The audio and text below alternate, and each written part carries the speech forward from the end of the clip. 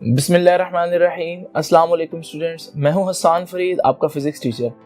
आज हम डिस्कस करेंगे कॉन्सेप्ट ऑफ एनर्जी, और एनर्जी का कॉन्सेप्ट फिजिक्स में बहुत ज़्यादा इम्पोर्टेंस रखता है। तो आइए स्टूडेंट्स देखते हैं ये एनर्जी होती क्या है। स्टूडेंट्स, एनर्जी का कॉन्सेप्ट समझने से पहले वर्क का कॉन्सेप्ट जरा एक दफा रिकॉल करते हैं। आपको याद होगा चैप्टर नंबर 4 के बिल्कुल स्टार्ट में मैंने वर्क डन के बारे में बहुत ज्यादा डिटेल में बताया था।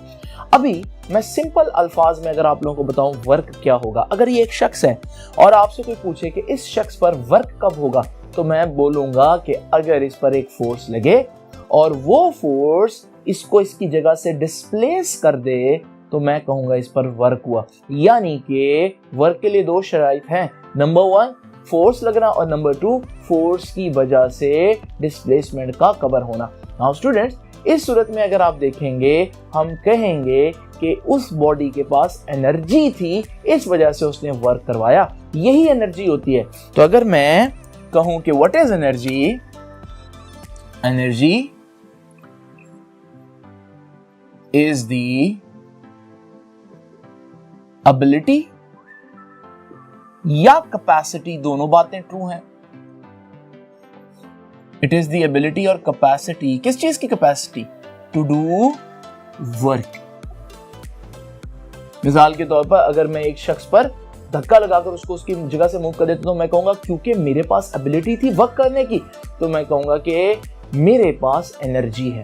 नाउ स्टूडेंट्स, अब जरा देखते हैं, ये एक शख्स है और इस शख्स के पास आप देख रहे हैं एक बहुत बड़ा स्टोन है जो उसको टच भी कर रहा है, कांटेक्ट में भी है।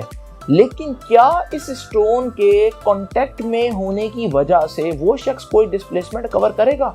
नहीं स्टूडेंट्स, आप एक साल भी इनको ऐसे ही रखे रहें तो भी वो अपनी जगह पर ही खड़ा रहेगा। इसका मतलब मैं कहूंगा stone does not have the ability to do work on that body. तो दूसरे अल्फाज में stone does not have energy.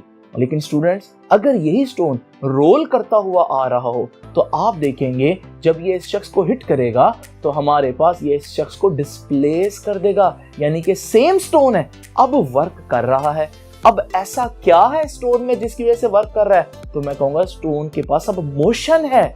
इसका मतलब अब हम कहेंगे कि स्टोन के पास एनर्जी है। क्यों एनर्जी है? स्टोन की वजह से नहीं, स्टोन की मोशन की वजह से। तो मैं कहूंगा ये एनर्जी कहलाती है काइनेटिक एनर्जी। तो याद रखिएगा स्टूडेंट्स, अगर आपसे कोई पूछे कि व्हाट इज काइनेटिक एनर्जी, जिसको मैं सिंपल अल्फाज में KE लिख देता हूं। Now students, what is kinetic energy? Kinetic energy भी एनर्जी है, लेकिन ये उन बॉडीज के पास एनर्जी होती है जिन बॉडीज के पास मोशन हो। मोशन मतलब स्पीड हो। तो हम कह सकते हैं what is kinetic energy? Energy possessed by a body, किस वजह से? Due to its motion. Due to its motion, इसे हम बोलते हैं कि ये उस बॉडी की काइनेटिक एनर्जी है। स्टूडेंट्स, मैं किनेटिक एनर्जी का फॉर्मूला आपके सामने लिखने लगा हूं, और किनेटिक एनर्जी का फॉर्मूला है 12 mv²।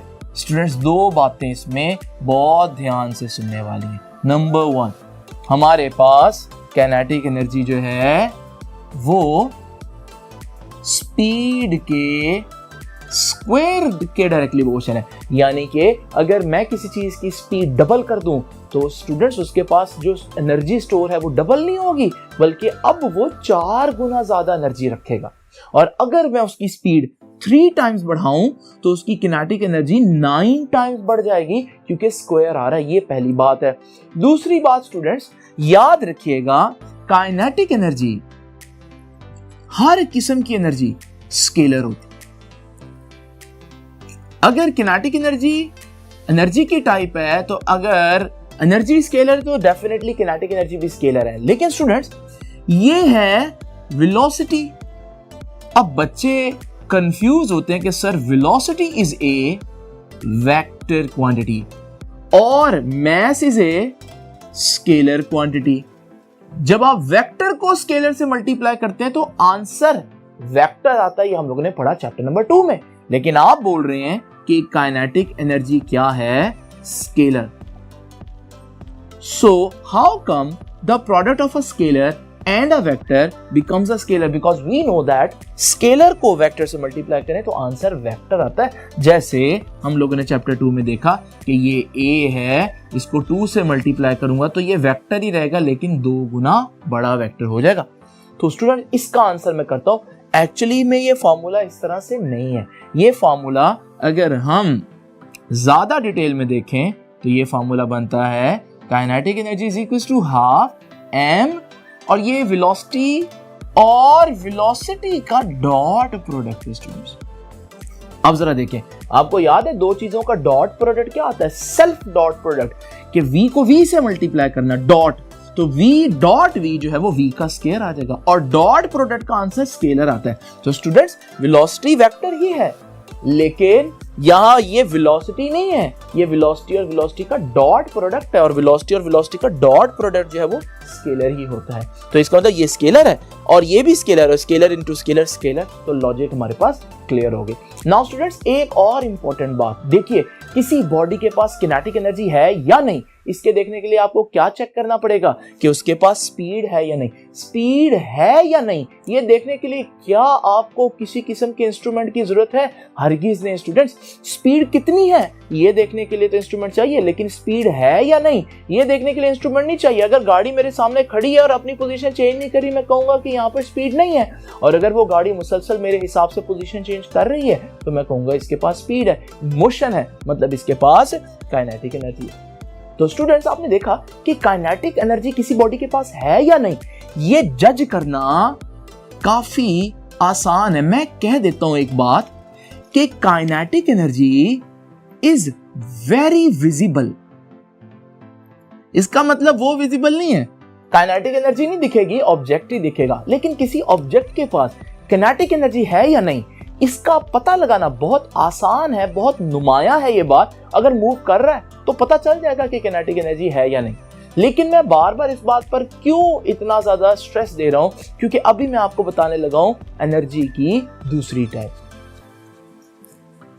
स्टूडेंट्स आइए जरा दोबारा से उसी एग्जाम्पल की तरफ लौटते हैं जो मैंने आपको आज के लेक्चर के स्टार्ट में दी, कि ये एक पत्थर है और ये शख्स के पास पड़ा हुआ है और ये इसके साथ कांटेक्ट में है, उसको टच भी कर रहा है। क्या ये एनर्जी रखता है? आपके पास क्या तरीका है एनर्जी को देखने के लिए? आप देखेंगे क्या वो वर्क कर रहा है? आप कहेंगे नहीं सर ये वर्क तो नहीं कर रहा, और आप कहेंगे सर इसके पास कोई एनर्जी नहीं है। मैं कहता हूं अच्छा जरा अब गौर से देखो, ये स्प्रिंग आपको दिखा, ये पहले मैंने आपसे छुपाया हुआ था। अब मैं आपसे पूछता हूं कि बताएं इसके पास एनर्जी है या नहीं? आप कहेंगे सर इसके पास एनर्जी है, अगर आप इस पत्थर को छोड़ें तो फिर ये डिस्प्लेस कर सकता है। यानी कि दूसरे अल्फाज में आप कहेंगे इस बॉडी के पास वर्क करने की अभी एबिलिटी तो नहीं है, लेकिन इसका पोटेंशियल है कि ये फ्यूचर में वर्क कर दे।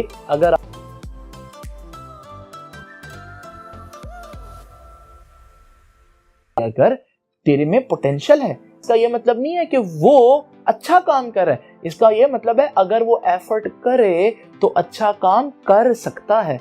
बिल्कुल इसी तरह से पोटेंशियल एनर्जी जो है वो ये होती है कि उस वक्त एनर्जी नजर नहीं आ रही, लेकिन अगर आप बॉडी को अलाउ करें तो फिर आपको पता चलेगा कि भाई उसके पास एनर्जी है या नहीं, जैसे स्प्रिंग वाले केस में हुई। एक और एग्जांपल देखते हैं। अगर मेरे पास ये एक ऑब्जेक्ट है, मेरे से पूछे कोई ये ऑब्जेक्ट रेस्ट पर है, बताओ इसके पास एनर्जी है या नहीं, मैं कहूंगा भाई मूव नहीं कर रहा, किनेटिक एनर्जी तो नहीं है, यानी अभी तो इसके पास वर्क करने की एबिलिटी इस टाइम नहीं है, या इस टाइम ये वर्क नहीं कर रहा। लेकिन क्या ये फ्यूचर में वर्क कर सकता है? अगर वो मुझे पूरी पिक्चर दिखाए, वो कहता है भाई ये जो हमारे पास पत्थर है ये ग्रेविटेशनल फील्ड के अंदर पड़ा हुआ है, और जब मुझे पता चलता है ये ग्रेविटी के अंदर पड़ा हुआ है तो फिर मुझे पता है जैसे ही हम इसको छोड़ेंगे ये खुद ब खुद नीचे जाएगा और जिस चीज से भी टकराएगा उस पर वर्क करेगा। तो मैं कहूंगा भाई इसके पास भी पोटेंशियल था उस पॉइंट पर, ऑल्दो उस पॉइंट पर वर्क नहीं कर रहा था, लेकिन इसके पास पोटेंशियल था कि ये फ्यूचर में वर्क कर सके। किस वजह से था? क्योंकि ये ग्रेविटी में पड़ा है। तो स्टूडेंट्स जरा देखते हैं ये जो नई टाइप की एनर्जी है जिसे हम पोटेंशियल एनर्जी कहते हैं, इसको डिफाइन किस तरह से करना है।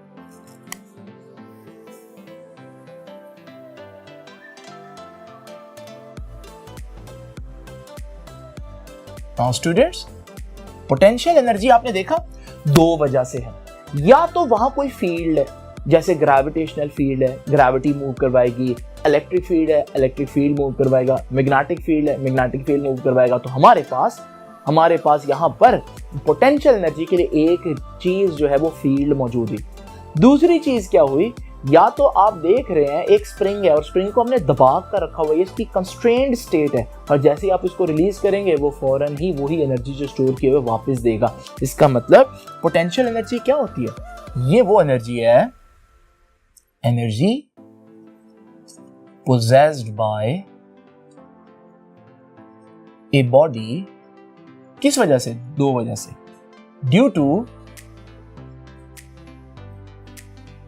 अ फोर्स फील्ड, या तो वहां कोई फील्ड है जैसे ग्रेविटेशनल फील्ड है, इलेक्ट्रिक फील्ड है, और due to its constrained state, या फिर इसकी कॉन्स्ट्रेन्ड स्टेट की वजह से, जैसे स्प्रिंग कंप्रेस हुआ, इस वजह से जो एनर्जी स्टोर होगी उसे हम बोलेंगे potential energy. Now students, potential energy की कई टाइप्स हैं,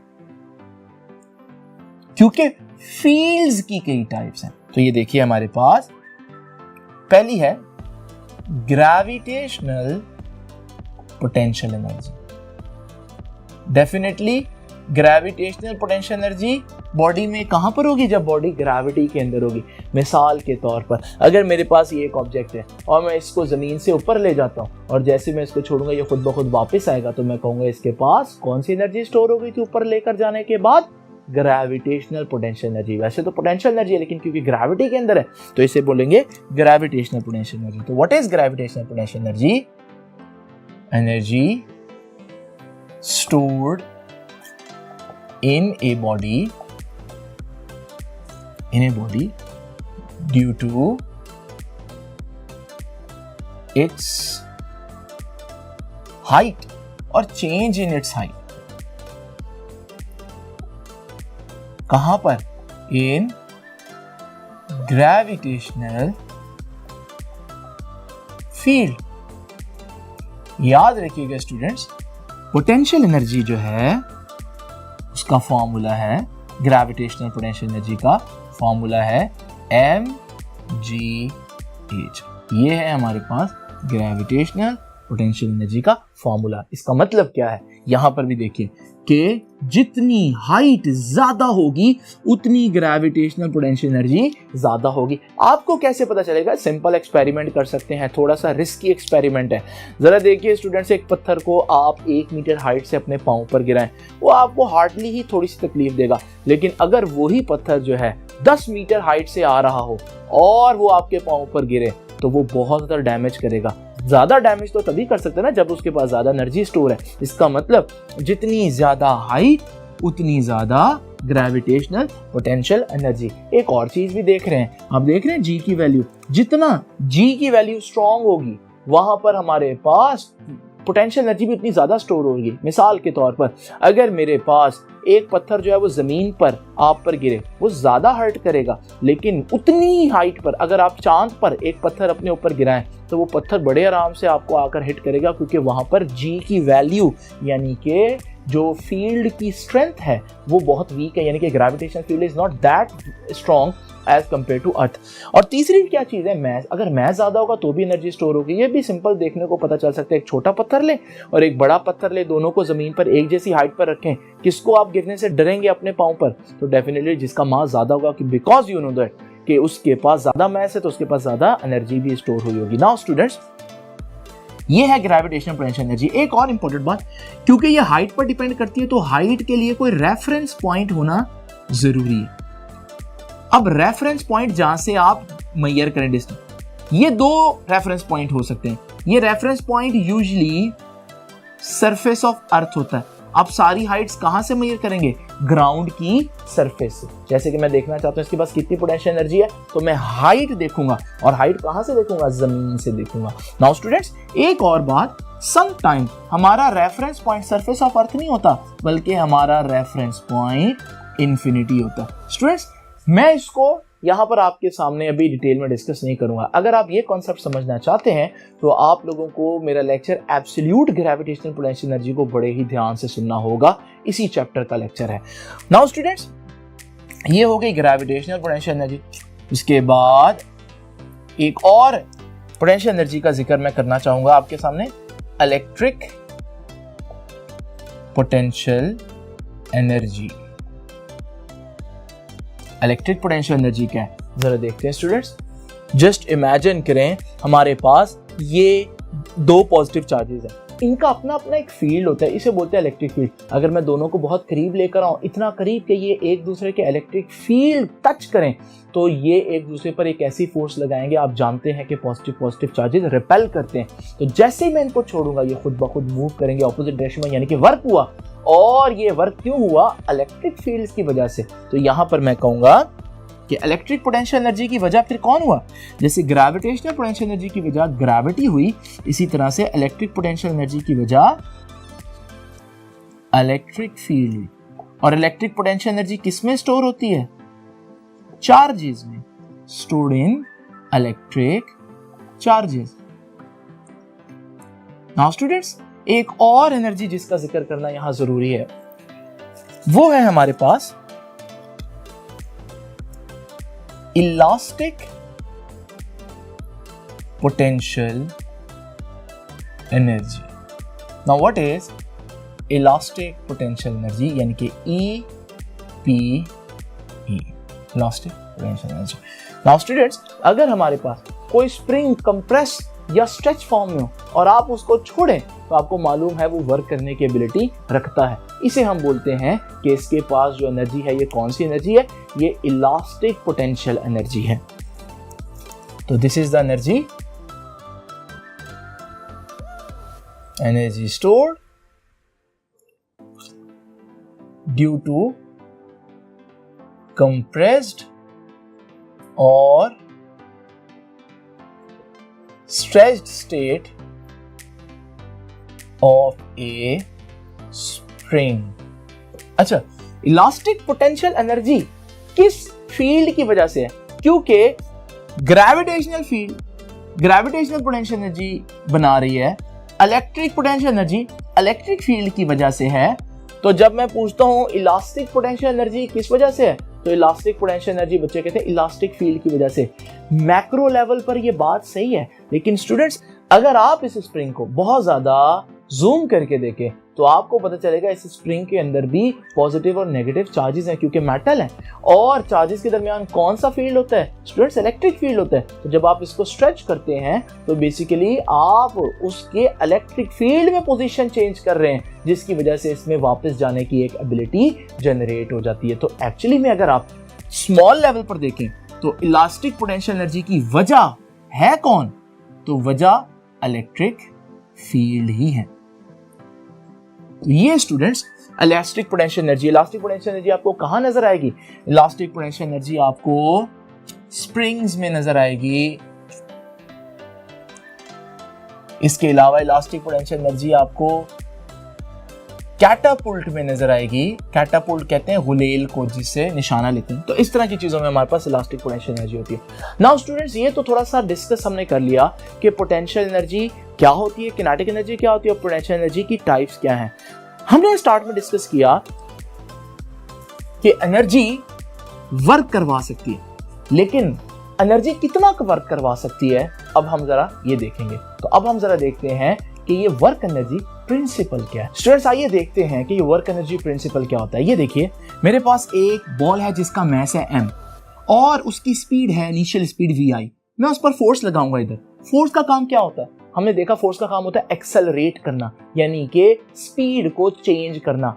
अगर बॉडी इधर जा रही थी और बॉडी की डायरेक्शन में फोर्स लगी, मोशन की डायरेक्शन में फोर्स लगी, तो फिर फोर्स क्या करेगी? स्पीड चेंज करेगी, लेकिन स्पीड बढ़ाएगी। तो vi से स्पीड बढ़कर vf हो गई। डिस्टेंस उसने d मूव किया। ये सारी बातें आप लोगों ने बुक की पैराग्राफ से लिखनी है। मैं सिर्फ डेरिवेशन आप लोगों के सामने देखता हूं। मैं कह सकता हूं न्यूटन की थर्ड इक्वेशन के अकॉर्डिंगली 2as = vf² - vi²। ये न्यूटन की थर्ड इक्वेशन है जो मैंने आप लोगों के सामने लिखी है। एस क्या है यहाँ पे स्टूडेंट्स? एस डिस्टेंस है, और डिस्टेंस को मैंने आज सिंबल दिया हुआ डी का, तो मैं एस की जगह अगर लिख दूं कि 2AD is equal to VF square minus VI square, तो ये भी गलत नहीं होगा। नाउ स्टूडेंट्स, आपने थोड़ा सा इसको रीअरेंज करना है। आप D को एक तरफ रखें और 2A उधर जाकर डिवाइड हो जाएगा, क्योंकि यहाँ मल्टीप्लाई हो रहा है। तो स्टूडेंट्स, उधर हमारे पास VF square minus VI square रह जाएगा। मैं इसे इक्वेशन नंबर 1 कह देता हूं। नाउ स्टूडेंट्स, ये जो मेरे पास इक्वेशन आई है, इसको हम थोड़ी देर के लिए यहां रखते हैं। अब जरा देखते हैं एक और इंपॉर्टेंट बात। न्यूटन का सेकंड लॉ आपको याद होगा। According to Newton's second law, students, Newton का सेकंड लॉ क्या कहता है? न्यूटन का सेकंड लॉ कहता है F is equal to ma। इसे मैं कह देता हूं this is equation number 2। Now students, मैं क्या करूंगा? इक्वेशन 1 को इक्वेशन 2 से मल्टीप्लाई करूंगा। तो by multiplying equation 1 and equation 2, equation 1 और इक्वेशन 2 को आपस में मल्टीप्लाई करूंगा। जब हम इक्वेशंस को मल्टीप्लाई करते हैं स्टूडेंट्स, इक्वेशंस को मल्टीप्लाई करने का तरीका बड़ा सिंपल है। इक्वेशंस को मल्टीप्लाई करते हुए हम इक्वेशन की लेफ्ट हैंड साइड को लेफ्ट हैंड साइड से और दूसरी इक्वेशन की राइट हैंड साइड को पहली इक्वेशन की राइट हैंड साइड से मल्टीप्लाई करेंगे। तो ये देखिए, लेफ्ट हैंड साइड को लेफ्ट हैंड साइड से, तो F को D से मल्टीप्लाई करेंगे। राइट हैंड साइड को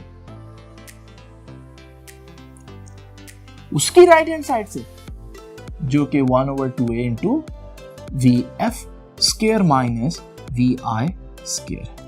नाउ स्टूडेंट्स, जरा जल्दी से देखिए, कुछ कैंसिल हो रहा है, ए से कैंसिल हुआ। जरा इस पूरी ब्रैकेट को ओपन करते हैं। यहां रह जाएगा FD, ये M है, ये हाफ है, तो हाफ M इकट्ठा लिख देता हूं। अंदर रह जाएगा VF square minus VI square. Bracket open करूंगा, FD हाफ M पहले इससे मल्टीप्लाई होगा तो बन जाएगा हाफ M VF स्क्वायर, फिर माइनस आएगा, फिर हाफ M इससे मल्टीप्लाई हो जाएगा तो half M VI square. Students, F को छोड़ दें थोड़ी देर के लिए। हाफ M V स्क्वायर कुछ याद आता है आपको? हाफ M V स्क्वायर तो किनेटिक एनर्जी का फार्मूला था, हाफ M V स्क्वायर। और क्योंकि फाइनल वेलोसिटी है तो मैं इसे बोलूंगा ये किनेटिक एनर्जी का फार्मूला है, लेकिन ये फाइनल किनेटिक एनर्जी है। और ये भी हाफ M V स्क्वायर है, तो ये भी किनेटिक एनर्जी का फार्मूला है, लेकिन इनिशियल किनेटिक एनर्जी का, क्योंकि इनिशियल वेलोसिटी। और स्टूडेंट्स, यहां देखें FD। स्टूडेंट्स, याद आया FD क्या होता है? FD तो वर्क डन का फार्मूला है। इसका मतलब इस तरह हमारे पास वर्क आ जाएगा। इसको मैं आसान अल्फाज में लिखूं तो मैं लिखूंगा कि वर्क ने क्या किया है? वर्क ने चेंज इन किनेटिक एनर्जी की। यानी कि ये वही बात ना होगी, यही तो डेफिनेशन है एनर्जी की, कि एनर्जी क्या करवाता है? वर्क करवाता है। और दूसरे अल्फाज में ऑपोजिट में यहां देखें तो वर्क क्या करवा रहा है? एनर्जी में चेंज लेकर आ रहा है। तो इसका मतलब क्या हुआ स्टूडेंट्स? कि work done on a body is equal to change in its kinetic energy. किसी भी बॉडी पर अगर आप वर्क लगाएं तो वो उस बॉडी की काइनेटिक एनर्जी चेंज कर देता है। काइनेटिक एनर्जी चेंज करने का मतलब यार समझते हैं ना आप लोग? काइनेटिक एनर्जी चेंज करने का मतलब उसकी स्पीड जो है वो चेंज कर देता है। स्टूडेंट्स, यही हमारा वर्क एनर्जी प्रिंसिपल है। और स्टूडेंट्स, एक बात जो बच्चों को समझानी बहुत जरूरी है वो ये है कि बच्चे समझते हैं कि वर्क का ताल्लुक फिर किनेटिक एनर्जी के साथ है। नहीं स्टूडेंट्स, अगर एक चीज रेस्ट पर है और आप उस पर फोर्स लगाएं तो आप उस पर वर्क करेंगे तो उसकी स्पीड बढ़ जाएगी। हम कहेंगे यहां पर स्पीड जो है, यहां पर आपका जो वर्क है उसने किनेटिक एनर्जी में चेंज लिया। लेकिन अगर ये एक स्प्रिंग है और आप इस पर फोर्स लगाएं और इस स्प्रिंग को कंप्रेस कर दें, अब आपका वर्क जो है वो बॉडी में पोटेंशियल एनर्जी चेंज कर रहा है। तो इस सूरत में वर्क डन जो है वो पोटेंशियल एनर्जी के चेंज के बराबर होगा।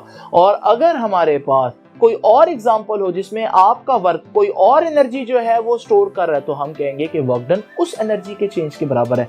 लेकिन ये जो एग्जांपल है ये सिर्फ आपको बताने के लिए है कि वर्क जो है वो एनर्जी में चेंज लाता है। अगर स्पीड चेंज हो रही है तो किनेटिक एनर्जी में चेंज होगा, लेकिन अगर आप ग्रेविटी में कोई ऑब्जेक्ट ऊपर लेकर जा रहे हैं तो आपका वर्क जो है वो ग्रेविटेशनल पोटेंशियल एनर्जी चेंज करेगा। अगर आप स्प्रिंग दबाएंगे तो आपका वर्क जो है वो इलास्टिक पोटेंशियल एनर्जी भी चेंज करेगा। लेकिन बुक ने सिर्फ एक एग्जांपल आप लोगों के सामने दी है। स्टूडेंट्स, आई होप कि आपको वर्क और एनर्जी में बहुत ज्यादा डिफरेंस अब फील होगा कि नहीं, वर्क कुछ और चीज है और एनर्जी कुछ और चीज है। और किनेटिक और पोटेंशियल एनर्जी की जो आम डेफिनेशंस आप लोगों ने जो याद की होती है आमतौर पर, उनकी बजाय अब ये कॉन्सेप्ट आपको ज्यादा हेल्पफुल होगा। तो स्टूडेंट्स, आपसे मुलाकात होगी नेक्स्ट लेक्चर में। तब तक के लिए अल्लाह हाफिज।